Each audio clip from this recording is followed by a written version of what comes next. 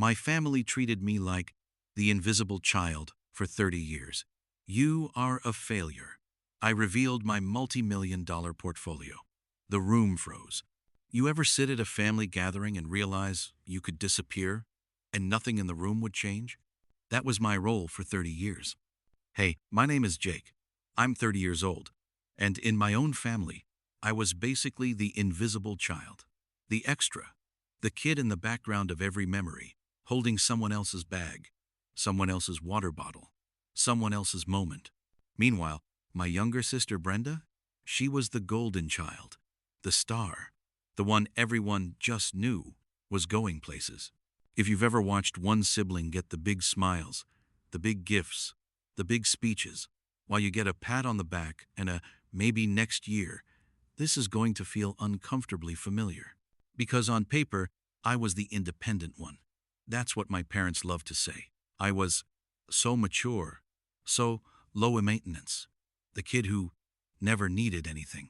What that really meant was they didn't have to show up for me. They didn't have to think about me. I would figure it out on my own.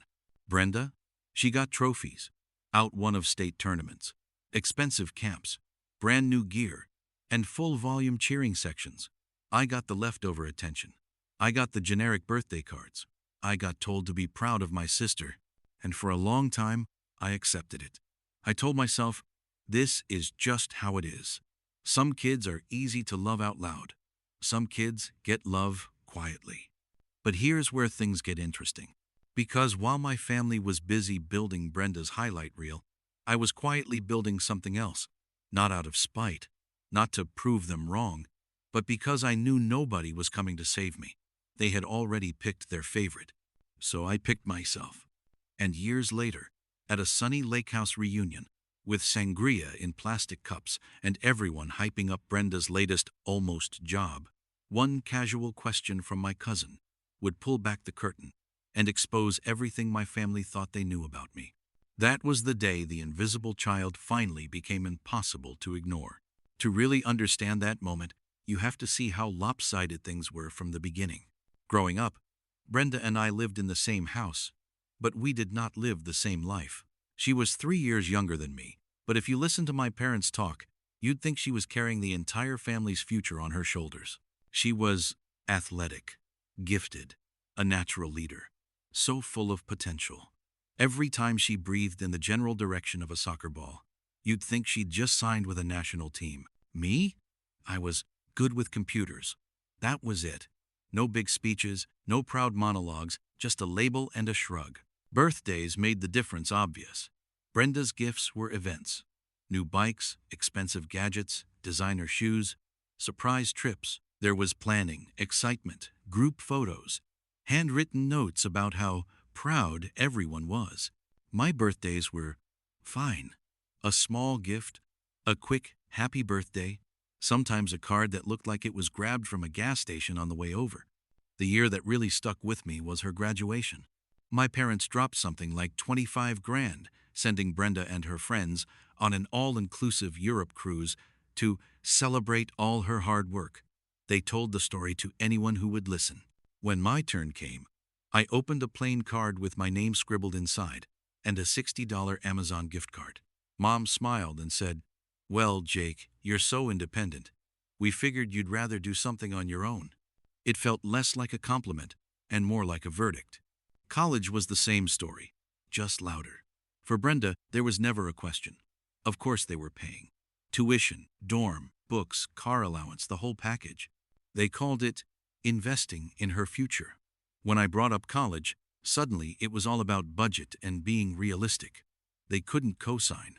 They couldn't help. If I wanted it, I'd have to take on debt alone. The message was clear. Brenda was an investment. I was an expense. And that quiet, constant imbalance is what pushed me to start building a life where their opinion didn't decide my value. Once I stopped waiting for my parents to suddenly wake up and see me, things shifted. If they weren't going to invest in me, I decided I'd treat my own time and energy like the investment. While Brenda was out there stacking trophies and Instagram photos from away games, I was stacking hours. After school, I'd head to my part-time job at a hardware store. It wasn't glamorous. It smelled like dust and fertilizer, and I went home with sore feet and dirty hands. But it was a paycheck, and that paycheck had a purpose. Every dollar that didn't go to basic bills went into my escape fund. At the same time, I was pouring something even more valuable into myself: time. Nights and weekends, while the rest of the house watched TV or talked about Brenda's latest match, I sat in front of an old computer screen, teaching myself everything I could: how to build simple websites, how to fix laptops, how search engines decide what shows up on page one, how people quietly make money online without anyone noticing unless it's in their bank account. It started small. I fixed a neighbor's laptop for cheap. I made a basic site for a local handyman. I ran social media pages for small real estate agents who didn't even know what SEO stood for. The work wasn't flashy, but it taught me a lot. I started to realize something important. The people showing the houses weren't always the ones really winning. The real money was in owning the buildings, not just posing in front of the sold sign. So I made a choice. No fancy cars, no vacations, no takeout every night. I drove a rusted old Corolla with windows that barely rolled down and stayed in a rundown apartment long after I could have upgraded. Every time it hurt my pride, I reminded myself, comfort now, or freedom later. By 26, that sacrifice turned into something solid. I bought my first duplex. By 28, that first duplex had turned into 6 properties. By 30, I had a small but solid portfolio worth 7 figures on paper. No lottery win, no secret inheritance, just years of quiet grind, boring discipline, and a lot of lonely nights with spreadsheets instead of parties. And my family knew absolutely none of it. I didn't brag. I didn't send them photos. I didn't show up in a new car to prove a point. Honestly, I didn't see the point. These were the same people who couldn't be bothered to ask about my life when I was struggling. Why would they suddenly care now? If anything, I was afraid they'd just twisted into something ugly. Then came the lake house reunion. It was one of those picture-perfect weekends. Sun on the water, kids running around, plastic cups full of cheap sangria, someone burning burgers on the grill. The kind of day where everyone pretends everything is fine because the weather is nice. I walked in, said my hellos, and did what I always did at these things: faded into the edges. Brenda, of course, was front and center. She was in the corner with my parents, talking about how she almost landed a job at some local sports network. Mom was bragging about her networking skills like she'd just negotiated a major contract. Dad kept nodding, refilling his drink, hanging on every word. They fed Brenda's ego like she'd already made it, even though nothing was official yet. Me? I was on the back patio with a watered-down soda, smiling, nodding, blending into the background. No one asked what I'd been up to. Not once. Not even the polite, "So, how's work?" you throw at a stranger. I probably could have said I'd joined the circus and no one would have noticed. Then my cousin Emma walked over. She's one of the few in the family who actually pays attention. She squinted at me and said, "Hey, weren't you on some podcast or something? My friend sent me a clip about house hacking and rentals. It looked like you." That one question lit the fuse. At first, I honestly thought Emma had me confused with someone else. I laughed and shrugged it off, but she was already unlocking her phone. "No, seriously," she said. "I'm pretty sure it was you." Brenda's conversation died mid-sentence.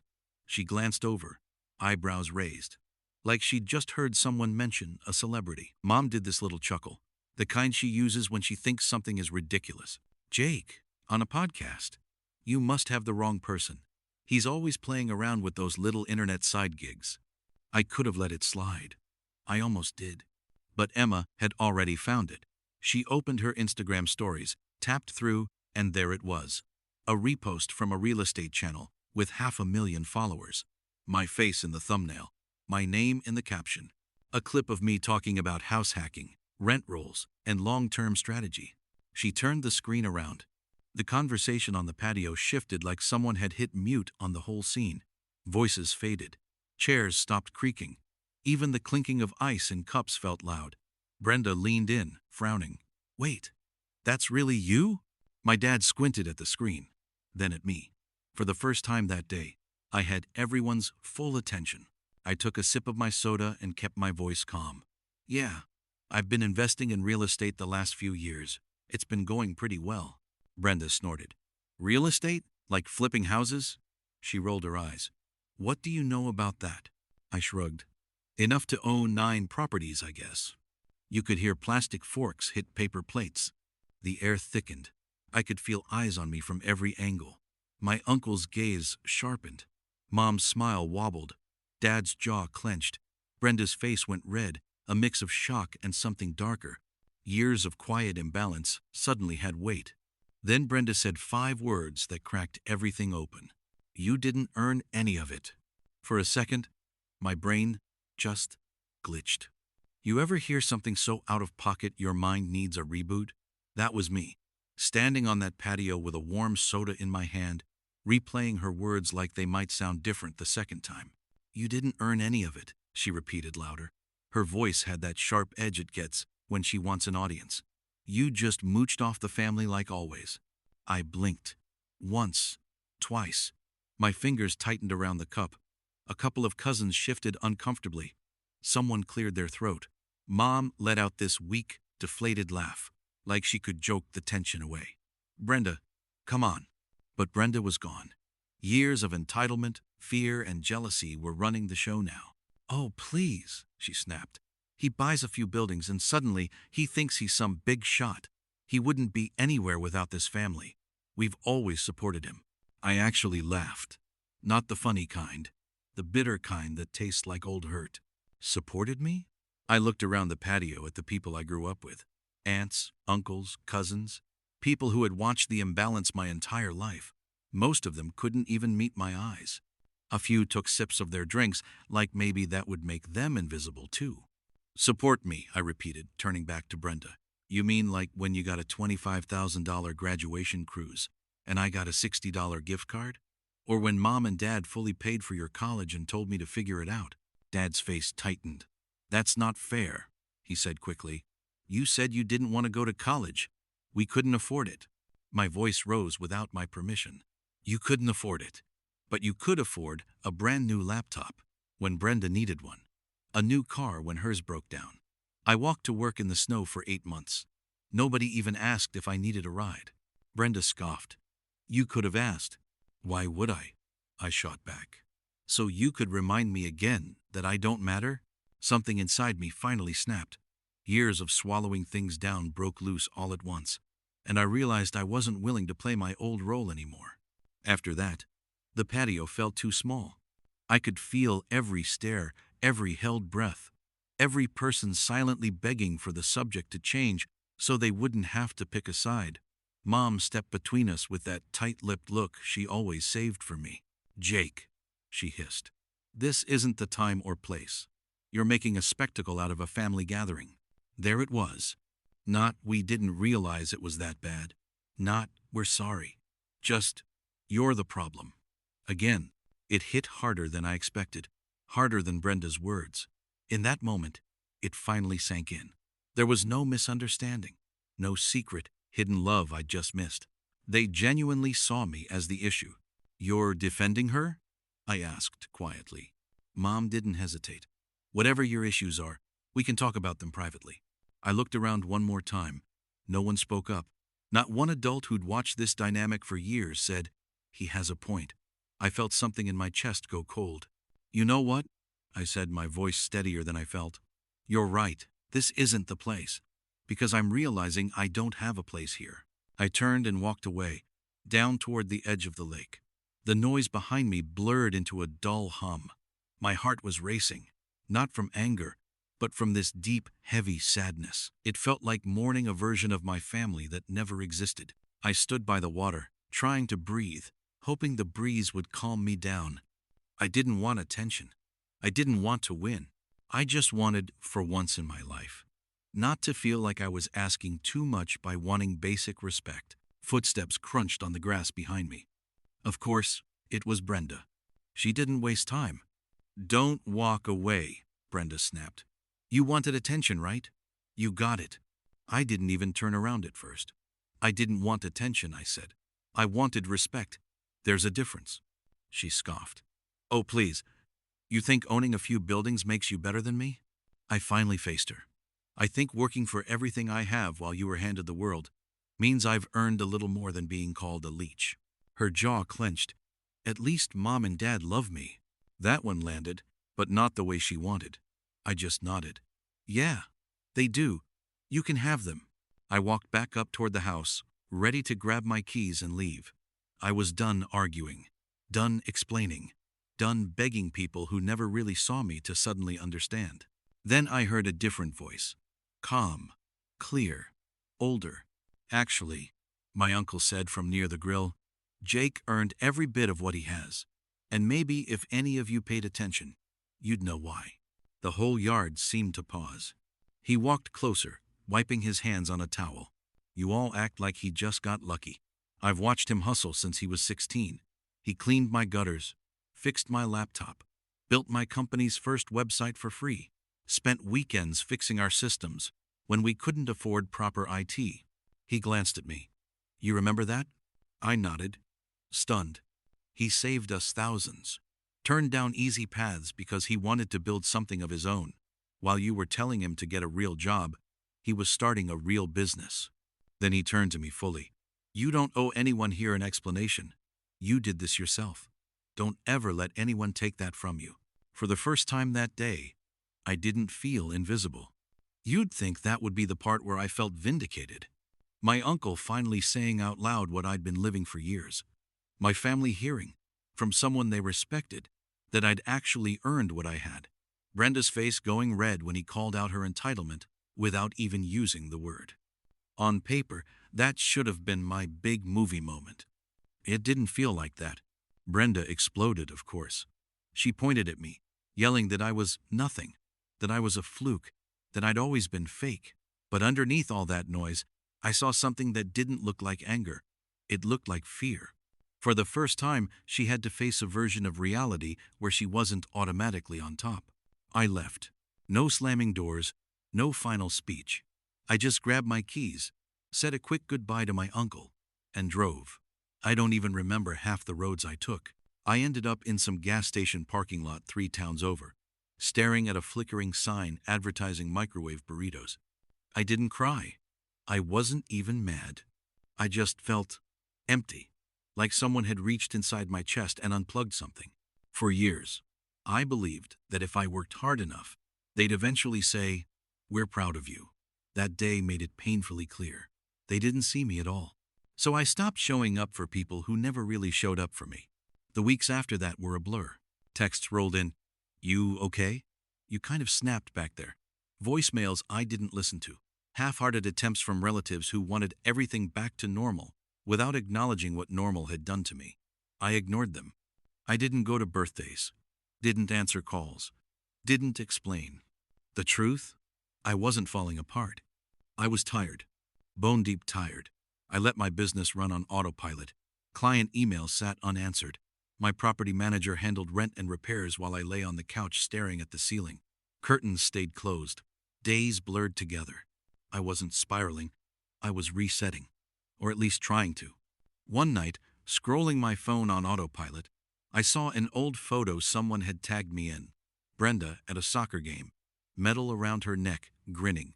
And there I was in the background, holding her water bottle, half cut off by the frame, like an extra in her story. It hit me then. I'd spent my whole life on the sidelines, building quietly, and waiting to be invited into the center, waiting for someone to say, "Hey, we see you too." They never did. So the next morning, I opened the blinds, made a real breakfast, shaved, pulled my laptop out from under a pile of unopened mail, and started working through the backlog. If they weren't going to recognize what I'd built, that was fine. I'd just make sure I did. Once I started working again, life slowly fell back into a rhythm. Client calls, property inspections, spreadsheets, emails. It felt good to be useful to myself again. A few months later, I got an email from the host of that real estate podcast I'd been on. Turns out, the clip from the reunion had gone viral on TikTok with a caption like, "Real estate investor gets ambushed by jealous family," and people wanted to hear the full story. At first, I wanted to say no. I was tired of feeling like a spectacle. But then it hit me. This wasn't about my family anymore. It was about my story. So I went back on. No trash talking, no exposing names. I just talked honestly about what it's like to grow up undervalued, to build something from nothing, and to realize your parents might never give you the validation you're waiting for. Then the messages started. Dozens, then hundreds. People who had been the other kid, the overlooked one, the backup plan. Stories about walking to work while a sibling got a car, about never hearing "I'm proud of you," about quietly building lives nobody expected. For the first time, I didn't feel alone. And I realized I'd never actually been. So that's where things stand now. My family still hasn't given me some big emotional apology. Maybe they never will. But I've stopped living my life like I'm waiting for them to finally see me. I know what I've built. I know what it cost. And I know there are a lot of people out there just like me, who've spent years on the sidelines, wondering if they're the problem. If any part of this story hit home for you, if you've ever felt like the invisible child in your own family, tell me about it in the comments. And if you like hearing these real, messy family stories, make sure you hit like, subscribe, and stick around. There are plenty more where this came from.